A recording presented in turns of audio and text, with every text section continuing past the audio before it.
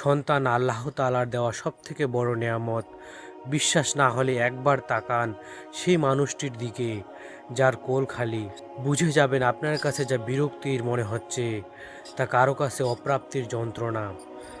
বাচ্চার দুষ্টুমিতে এলোমেলো হয়ে যাওয়া ঘর আজ দেখে বিরক্ত হচ্ছেন।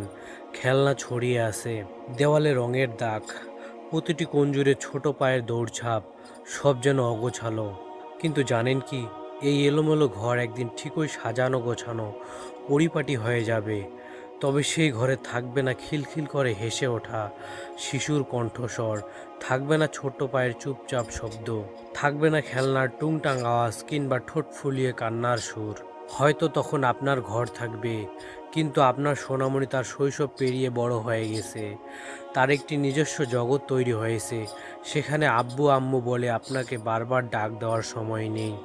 সে এখন আর আপনাকে বিরক্ত করবে না, খাবার নিয়ে পেছনে ছুটতে হবে না, অসুখে রাত জাগতে হবে না।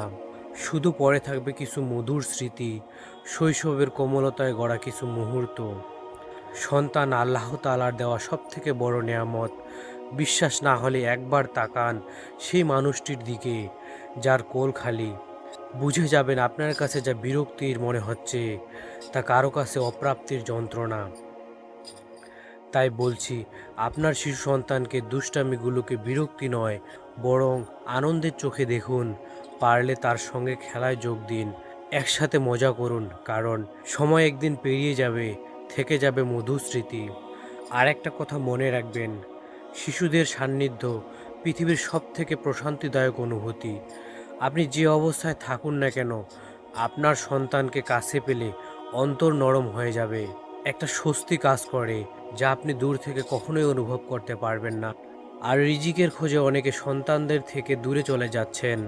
মনে রাখুন, রিজিক তো আল্লাহই দেয়, কাজ থেকে পরিশ্রম করলেও বরকত পাওয়া যায়। আর সন্তানরাও তখন ভালোভাবে মানুষ হয়ে গড়ে ওঠে। তাদের মূল্যবোধ, আদব কায়দা, চরিত্র সবকিছুই গড়ে ওঠে আপনার সান্নিধ্যে। অন্যথায় যদি আপনি দায়িত্ব ফেলে দূরে থাকেন, সন্তান মানুষ না হলে একদিন তার জন্য আপনাকে সারা জীবন ভুগতে হবে। তাই বলছি, কষ্ট হলেও সন্তানের পাশে থাকুন, সময় দিন, শিক্ষা দিন, ভালোবাসা দিন, কারণ এই সময় আর কখনো ফিরে আসবে না।